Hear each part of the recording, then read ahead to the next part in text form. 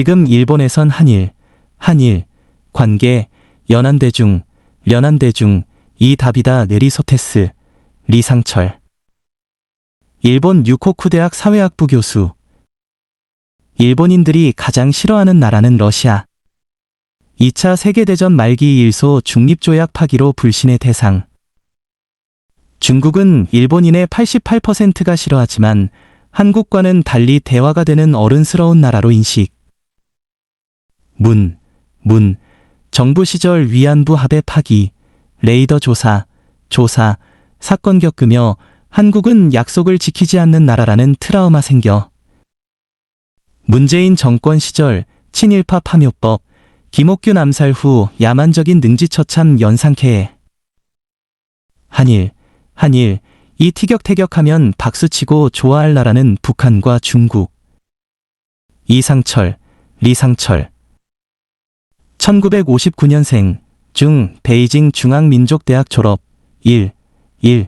조치대 신문학 박사일 흑룡강일보 기자, 테레케이블 신문 기자, 도호, 동방, 실업, 중국 경제발전연구소 대표이사, 조치대 국제관계연구소 개관연구원, 중국 푸단, 복단, 대신문학과 객자교수 역임. 현 유코쿠 대학 사회학부 교수. 저서 김정은 체제 왜 붕괴되지 않는가 한중 길 한자문화. 어디로 가는가 일중한 미디어의 충돌만주에 있어서의 일본인 경영신문의 역사, 조선에 있어서의 일본인 경영신문의 역사 등.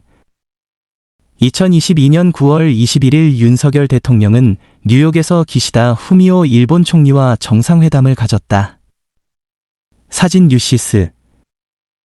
많은 일본인은 한국인들이 세계에서 일본을 제일 싫어한다고 믿고 있다. 그러나 정작 일본인들은 한국을 제일 싫어하지 않는다.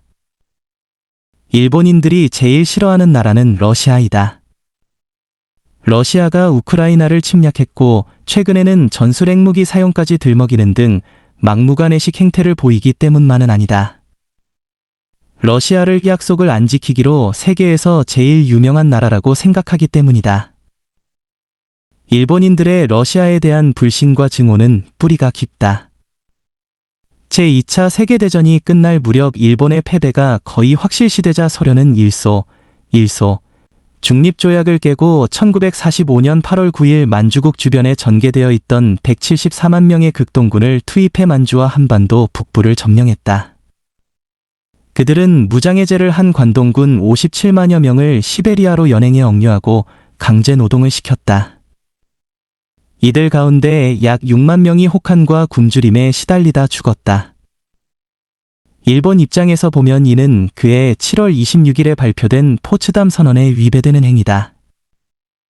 포츠담 선언 13개 조항 가운데 제9조는 일본군은 무장해제된 후 각자 가정으로 복귀해 평화적이고 생산적인 생활을 할 수 있도록 한다로 규정하고 있기 때문이다. 러시아에 대한 불신. 필자와는 오랜 친구인 베스트셀러 작가 도미나가 다카코시, 논픽션 대련, 공백의 600일 등 작품이 있음는 다렌에서 태어나 12세 때 그곳에서 종전을 맞이했다. 아버지가 다렌경 제전문학교 교장이었던 그녀는 그때까지 공주처럼 자랐는데 소련병이 진주 한다는 소문을 듣고는 머리를 빡빡 밀고 얼굴에 검은 숯을 적당히 바르고 지냈다고 한다. 소련, 일반인들은 러시아로 인식, 병사들은 소녀든 할머니든 상관없이 폭행하기로 유명했기 때문이다. 갑자기 집에 쳐들어와 돈이 될 만한 물건들을 뒤져서 가져갔고 아버지가 지니고 있던 만년필까지 빼앗아 가기도 했다. 이런 체험은 일본 본토에 살던 사람들에게는 없지만 수많은 기록이 남아있기 때문에 일반 일본인들도 러시아에 대한 거부감과 불신은 아직까지 크다. 소련은 약속을 지키지 않았을 뿐만 아니라 불난집 도둑질하듯 일본의 패망이 확실시되자 쳐들어 북방 영토를 빼앗았고 지금도 시치미를 떼고 있다. 그때까지 북방 영토 4개 섬에는 약 1만 7천 명의 일본인이 생활하고 있었고 러시아 사람은 한 명도 없었다. 이런 이야기를 하는 이유는 일본이 옳았고 러시아 사람들이 잘못했다고 주장하려는 것이 아니다. 일본인들은 약속, 계약, 룰을 어기는 사람을 싫어한다는 뜻이다.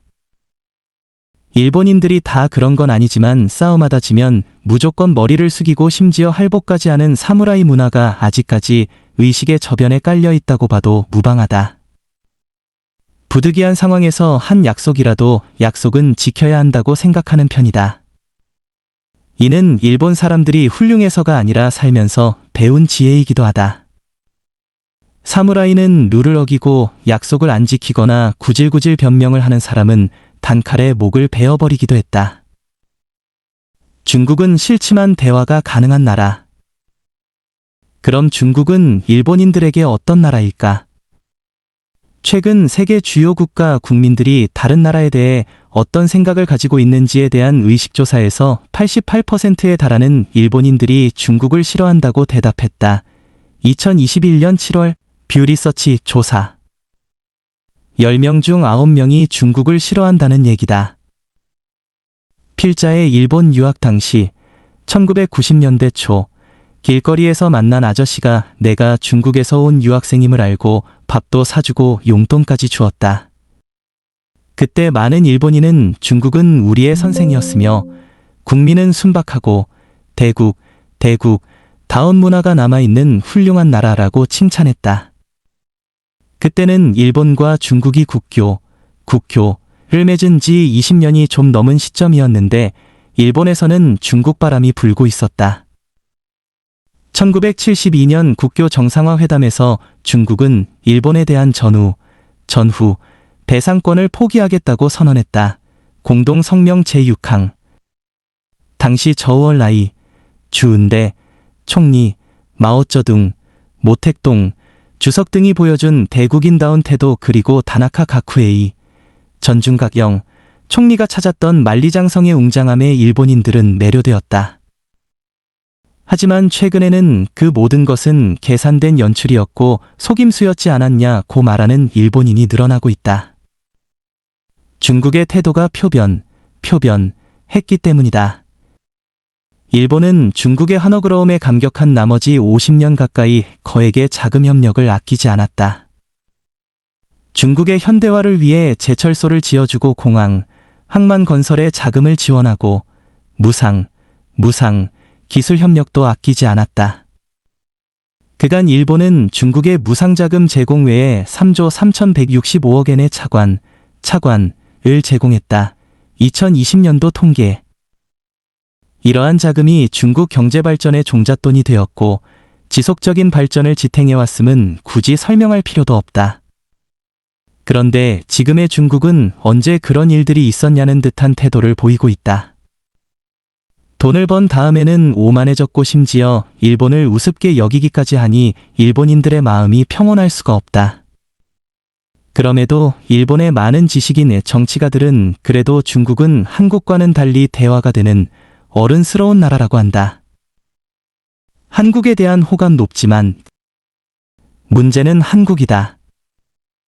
요즘 일본인들은 한국을 싫어할 수도 그렇다고 좋아한다고 하기도 싫고 도대체 한국하고 어떻게 지내야 할지를 두고 진지하게 고민하고 있다. 특히 문재인 정권 5년을 겪으며 한국에 대한 인식을 철저히 재점검하지 않을 수 없었다. 물론 문재인 정권 이전에도 한일 관계는 그리 매끄럽지 않았다. 하지만 두 나라 정부 사이에는 대화가 오갔다. 일본의 많은 지한파들은 한국을 이해하려 애썼고 심지어 한국을 변호하기까지 했다. 제일 중요한 것은 일본 정부가 한국은 가치를 공유하는 나라라고 규정했다는 점이다. 2016년까지 일본 외무성은 공식적으로 한국을 소개하는 소책자나 공식 홈페이지에 한국은 우리나라와 자유민주주의, 시장경제 등의 기본적인 가치를 공유하는 중요한 인접국이라고 기술했다. 하지만 이후 양국 간 갈등이 심해지면서 최근에는 그냥 중요한 인접국이라고만 적고 있다. 이럼에도 불구하고 다행인 것은 일본인들의 한국에 대한 호감도는 상승 곡선을 그리고 있다는 사실이다. 필자가 근무하고 있는 교토, 경도의 류코쿠, 룡곡 대학은 근 400년의 역사를 가지고 있는 보수적인 대학으로 알려져 있지만 빈곤 문제, 기후 문제, 인권 문제, 헌법 지키기 같은 진보적인 이슈에 꽤 열성적인 교수 학생들이 많다. 일본의 평균적인 젊은이들이 선호하는 대학이라고 할 수 있다. 요즘은 여학생 비율이 더 높은데 이는 간사이, 관서, 지방의 웬만한 집 부모들이 딸을 도쿄, 동경, 보다는 교토에 보내는 것을 선호하기 때문이다. 이런 젊은이들이 공부하고 있는 우리 대학 학생들과 대화를 해보면 거의 모든 학생이 한국에 호감을 가지고 있다는 사실에 놀라곤 한다. 한일 관계가 최악이라고 했던 2019년 이후에도 그랬다. 얘는 조상이 한국인인가 착각이 들 정도로 한국에 관심을 가지는 학생도 많다. 최근 오사카, 대판, 스루아시 코리아타운에 다녀온 적이 있다. 제일 눈에 띄는 풍경은 중고생이나 대학생으로 보이는 여학생들이 한국 음식점을 찾고 한국 패션으로 무장하고 한국에서 직수입한 것으로 보이는 오카시, 과자를 손에 들고 335대를 지어 다닌다는 점이었다. 그런데 잡지나 텔레비전을 보면 일본 사람들이 세계에서 한국을 제일 싫어하는 것이 아닌가 파는 착각에 빠진다. 이란 관계는 최악이라고 대서특필한다. 미디어가 오버하거나 사실을 왜곡한다고만 할 수는 없다. 사실 일본인들은 지금 한국하고의 관계를 진지하게 고민하고 있다. 위안부 합의 파기. 윤석열 정부 출범 후 한일 관계에 변화의 조짐이 보이는 것은 사실이지만 양국 관계가 간단히 풀리지는 않고 있다. 문재인 정부 때 일본 정부는 물론 일반 국민들이 한국 정부에 너무나 실망했고 한국과의 관계에 트라우마가 생겼기 때문이다. 문재인 정부는 출범 후 박근혜 정부 시절의 한일 위안부 합의를 뒤엎으려고 작정이라도 한 듯 재빠르게 합의의 문제점을 찾기 위한 민관합동 TF를 만들었다. 외교 비밀로 되어 있는 기록까지 뒤전에 2017년 12월에 조사 결과 보고서를 냈다. 당시 박수현 청와대 대변인은 문 대통령은 지난 합의, 박근혜 정부 때 일본하고 맺은 약속, 가 양국 정상의 추인을 거친 정부 간의 공식적인 약속이라는 부담에도 불구하고 대통령으로서 국민과 함께 이 합의로 위안부 문제가 해결될 수 없다는 점을 다시금 분명히 밝힌다고 발표, 사실상 합의 파기를 선언했다. 2018년 1월 9일 고노다로, 하야테랑, 외무상, 당시 은 이를 폭거라고 비판하면서 이 한일 위안부 합의는 최종적이며 불가역적, 부가역적인 약속이다. 약속을 착실히 이행해줄 것을 촉구한다고 했다. 이는 들끓고 있던 일본 전체의 여론을 대변한 것이었다. 한일 관계 파탄 낸 레이더 조사 사건. 일본 측에서 레이더 조사 사건이라고 하는 관계토대 왕암 사건으로 한일 간 갈등이 고조되던 2019년 1월 26일 정경두 당시 국방장관은 해군작전사령부와 세종대왕암 전투통제실을 순시했다. 사진 국방부. 그 후 일본인들이 문재인 정부가 일본을 적대시하고 있다고 생각하게 만드는 사건이 연속해서 발생한다. 2018년 12월 20일에 발생한 레이더 조사 사건이 상징적이다. 일본 노토반도 해역에서 표류하고 있던 북한 선박을 구조하러 현장에 나타난 한국 해군 구축함 관계토대왕함이 구조 현장 상공을 비행하고 있던 일본 해상자위대 초계기를 향해 공격 의도를 암시하는 사격 지휘 시스템을 가동, 레이더를 조사한 사건이다. 당초 한국 해군은 북한 조난 선박을 찾기 위해 레이더를 가동한 것인데 일본이 오해했다 하면서 레이더를 쏜 사실을 부정하지 않았다.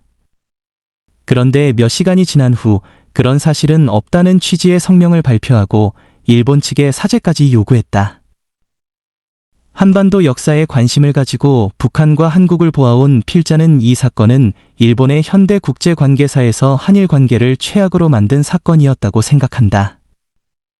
일본인들은 가치관을 공유하는 우방이라고 생각했던 한국이 거짓말을 한다고 믿었고 북한, 선박을 위해 주저없이 일본을 적으로 간주했으며 오히려 일본에 사과를 강요했다는 사실에 분노했다. 또 문재인 정부 5년 동안 북한을 위해서라면 일본하고의 관계를 희생할 수 있다는 인상을 일본인들은 받았다. 그 결과 한국은 그 어떤 약속도 지키지 않는다라는 트라우마가 생겼다. 문재인 정부 5년 동안 일본 잡지나 신문에서는 한국하고는 상종할 필요도 없으며 국교를 끊어도 일본이 어려워질 일은 없다고 주장하는 칼럼 특집이 이어졌다. 이런 주장을 하는 대부분의 사람이 지한파라고 자처하는 지식인 정치인이었다는 점에 필자는 더욱 놀랐다. 친일파 파묘법이 일본에 준 충격. 2020년 7월 15일 국립대전현충원 정문에서 벌어진 백선엽 장군 국립대전현충원 안장 시위는 일본인들에게 충격을 주었다. 사진 조선 DB. 그런 가운데 일본인들을 깜짝 놀라게 하는 뉴스가 또 전해왔다. 한국 국회에서 때 아닌 친일파 파묘법, 국립묘지 설치 및 운영법 일부 개정안이 발의된 것이다.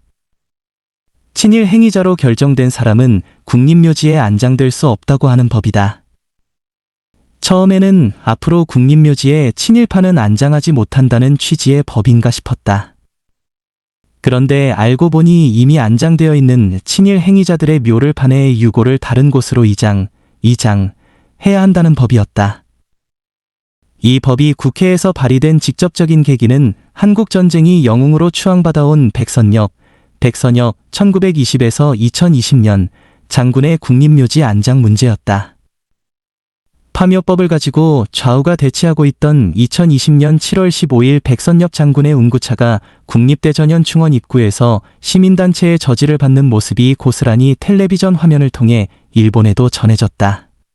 친일파의 묘를 파내자는 발상이 국회에서 공론화되는 모습을 보며 일본인들은 100여 년 전의 한국을 떠올렸다. 구한말에도 비슷한 일이 있었던 것이다. 일본인들이 한국에 관심을 보인 건 최근의 일이 아니다. 메이지, 명치 시대의 사상가이고 저술가였던 후쿠자와 유키치, 복택 6일 1835에서 1901년가 대표적인 인물이라고 할 수 있다. 1882년 3월 후쿠자와는 지지신보, 시사신보를 창간하고 조선 문제에 관한 수많은 사설을 지면에 실었다. 후쿠자와의 조선개조론, 일본 맹주론, 타라론, 아시아주의는 이 신문을 통해 널리 알려졌다. 서양학자로 알려진 후쿠자와가 왜 조선에 관심을 기울이게 되었을까? 후쿠자와 연구로 유명한 도쿄대학 스키야시 다스이코 월칵타런 교수는 이에 대해 저서 후쿠자와 유키치의 조선, 고단샤에서 상세히 설명하고 있다. 후쿠자와 유키치와 육일준. 타라론을 주장한 후쿠자와 유키치. 1881년 6월 조선 정부는 문명개화를 부르짖으며 서양 문물 도입에 몰두하고 있던 일본의 12명의 조사를 위시한 63명의 시찰단을 파견하여 관청과 산업시설을 둘러보았다. 그때 조사의 한 사람이었던 어윤중 1848에서 1896년은 일본의 재정을 관리하는 관청인 대장성 현 재무성 시찰을 담당했었다. 이때 어윤중의 수행원이었던 육일준, 유정수 등이 후쿠자와가 경영하는 게이오 의숙, 현 게이오 대학에 입학했다. 그때까지 일본은 서구에 유학생을 보내기는 했지만 외국 유학생을 받은 건 처음이었다. 후쿠자와가 당시 런던에 있던 문화생에게 보낸 편지, 후쿠자와 전집에 수록된 1881년 6월 17일 서간에는 당시 감개무량했던 감정이 잘 나타나 있다. 편지에서 후쿠자와는 2명의 조선인 유학생을 자기 집에 체류하도록 했으며 성심껏 이끌어주고 있는데 꼭 20여 년 전에 자신을 보는 것 같다고 했다. 후쿠자와는 젊은 시절 막부, 정부가 파견한 3번의 유럽 시찰단 일원으로 유럽에 다녀왔었는데 조선의 2 젊은이를 자신이 만든 의숙, 대학에서 가르치며 젊은 날의 자신을 떠올렸던 것이다. 후쿠자와가 교류를 가진 조선인은 육일준이 처음은 아니었다. 기록에 의하면 김옥균 1851에서 1894년에 명을 받고 1879년 일본으로 밀항에 온 승려 이동인이 처음이었다고 한다. 이동인은 밀항 이듬해인 1880년 히가시온 간지 동본원사의 승려였던 데라다 후쿠주 사 전복수의 소개로 후쿠자와와 만났고 그 후 빈번히 후쿠자와의 집을 들락거렸다고 한다. 당시 후쿠자와는 시사소원, 시사 문제에 관한 소견을 집필하고 있었다. 이때까지만 해도 후쿠자와는 다시아 동맹론자였다. 스키아시의 연구. 다만 동맹의 맹주는 일본이어야 한다고 주장했는데 그 이유는 일본이 유일하게 아시아에서 먼저 문명개화에 성공했기 때문이라고 했다. 1882년 3월 1일자 지지신보에 게재된 조선과의 교제를 논하면서 후쿠자와는 아시아는 힘과 마음을 합쳐 서양의 침략을 막아야 하며 그러기 위해서는 일본이 맹주가 되고 인접국인 진화, 중국과 조선은 문명화되고 독립되어야 한다고 썼다. 갑신정변과 타라론. 이러한 맥락에서 후쿠자와는 조선이 독립하고 문명화되려면 조선을 개조할 필요가 있다는 조선개조론을 폈다. 그는 조선을 변화시키기 위해서는 일본이 힘을 행사하는 것도 마다해서는 안 된다고 주장하면서 한국의 개화파를 지원했다.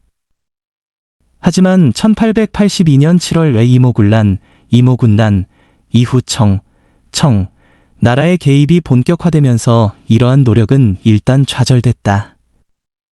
이모군란으로 일본인 3명이 숨지고 공사관이 불태워지자 그해 8월 말 조선 정부는 일본 정부와 체결한 재물포조약에 따라 일본에 배상금을 지불하기로 하고 사죄사절단을 파견했다.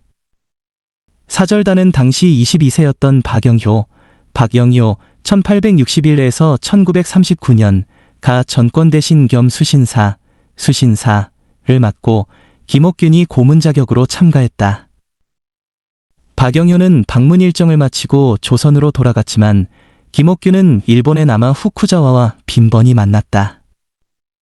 그때 두 사람이 구체적으로 어떤 얘기를 주고받았는지 상세한 기록은 남아있지 않으나 조선의 앞날이나 조선개조를 둘러싸고 많은 대화를 나누었을 것으로 보인다. 1884년 12월 4일에 김옥균을 필두로 하는 젊은 개화파 지식인들은 쿠데타를 일으켰다. 이 갑신정변은 후쿠자와와 연관이 있다고 생각할 수밖에 없다. 쿠데타는 3일 천하로 끝났다.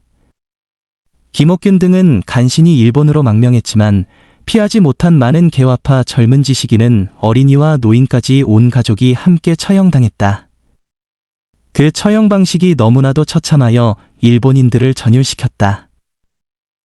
조선 정부의 이런 미하만적인 참수형을 보며 후쿠자와는 조선에 크게 실망했다. 1885년 2월 23일 및 26일자 사설 조선 독립당의 처형에서 후쿠자와는 우리는 이 나라 조선을 야만이라고 말하기보다는 오히려 요기 악마의 지옥 같은 나라라고 말하지 않을 수 없다고 썼다. 이런 비분간개한 감정은 그의 유명한 타라론으로 이어졌다. 김옥균의 암살. 일본인들은 암살된 김옥균이 처참하게 효수되자 큰 충격을 받았다. 그 후 일본인들을 더욱 놀라게 하고 조선과는 인연을 끊어야 한다는 여론을 조장한 사건은 조선 정부의 김옥균 암살과 능지처참형이었다. 일본에 망명 중이던 김옥균이 상해에서 병조판서 민영소가 보낸 자객 홍종우에게 암살당한 것은 1894년 3월 28일이었다. 조선 정부는 김옥균의 시신에 거열형, 차렬형을 가하기 위해 시신의 방부제, 대용으로 페인트를 칠한 후 한양으로 보내게 했다. 시신이 인천항에 도착한 것은 4월 12일이었다. 조선 정부의 의도를 어느 정도 짐작하고 있던 일본 정부는 공사관을 통해 무스무네미스, 류고종광, 외무대신 명의로 김씨의 시신에 잔혹한 형벌을 가하지 말기 바란다고 권고했다. 하지만 4월 14일 김옥균의 시신은 한강 양화진 백사장에서 능지처 참형을 당했다. 죽은 시신의 사지를 찢은 후 목을 베어 효수했다. 이 사건을 계기로 후쿠자와는 물론 많은 일본인은 조선은 비하만 미개한 나라라는 확신을 가지게 되었다. 조선은 일본과 가치관을 공유할 수 없는 나라이며 조선과 같은 하고는 교제를 거절해도 된다는 인식이 널리 퍼졌다. 후쿠자와의 타라이쿠 주장은 이러한 조선의 상황과 밀접히 연관되어 있었다. 필자가 100년도 더 전의 옛날 얘기를 끄집어낸 것은 후쿠자와 시대의 조선이 보여준 모습과 친일파 파묘법을 만들려고 했던 오늘의 한국이 묘하게도 겹치는 부분이 있다고 느끼기 때문이다. 1. 약속 지켜진다는 보장 없다 생각. 도쿄의 상징 시부야 스크램블을 지나가는 BTS 홍보 차량. 일본은 한류를 비롯해 국력이 신장된 한국과 손잡아야 한다. 사진 조선 DB. 문재인 정부를 거치며 일본은 좋고 나쁨을 떠나 후쿠자와 시대와 같은 고민을 하게 되었다. 일본은 한국과 어떻게 지내야 하는가 하는 문제가 국가적인 숙제가 되었다고 해도 과언이 아니다. 최근 한국과의 불편한 관계는 문재인 정부 때뿐만이 아니었다. 이명박 정부, 박근혜 정부 때도 그랬다. 이명박 대통령은 일본 오사카에서 태어났고 비즈니스맨인데다 친미적인 것으로 알려져 일본에서는 기대가 컸다. 그런데 임기 막바지에 가서 독도 문제, 천황, 사죄 문제를 들고 나왔다. 박근혜 대통령도 위안부 문제로 일본을 몰아붙였다. 그때마다 많은 일본인은 이참에 역사 문제를 깨끗이 청산하고 미래지향으로 나가자고 했고 실제로 상당한 노력을 했다. 하지만 한국 측은 진심 어린 반성과 사과가 필요하다고 태박을 놓았다. 그러자 일본도 엇나가면서 번번이 과거로 되돌아갔다. 정권 출범 후 문재인 대통령은 1965년 한일청 국권협정까지 부정하는 듯한 입장을 보였다. 강제징용자 문제도 양국 간의 합의, 한일청 국권 합의, 개개인의 권리를 침해할 수는 없습니다. 양국 합의에도 불구하고 강제징용자 개인이 미쓰비시를 비롯한 회사를 상대로 가지는 민사적인 권리들은 그대로 남아있다는 게 한국의 헌법재판소나 대법원의 판례입니다. 문재인 대통령 취임 100일 기자회견. 문재인 대통령이 그대로 남아있다는 권리 요구를 일본이 수용하려면 한국과의 기본관계를 설정한 기본조약 1965년을 수정해야 한다고 일본에서는 해석한다. 그래서 일본은 결연한 태도를 보이고 있고 징용공 문제에서는 한치의 양보도 해서는 안 된다는 여론이 지배적이다. 또 일본에서는 이번에도 적당히 타협해 새로운 약속이나 협정을 맺는다고 해도 그 약속이 지켜진다는 보장이 없다는 주장이 힘을 얻고 있다. 이 외에도 문재인 대통령은 국제적인 약속을 가볍게 생각하는 경향을 보여왔다. 종전선언과 관련해서 유엔 총회 연설에서 먼저 북한에 약속해주고 북한이 어긋나는 행동을 하면 약속을 취소하면 된다고 발언한 적도 있다. 윤 정부 들어섰어도 한일 관계 회복 안 되는 이유.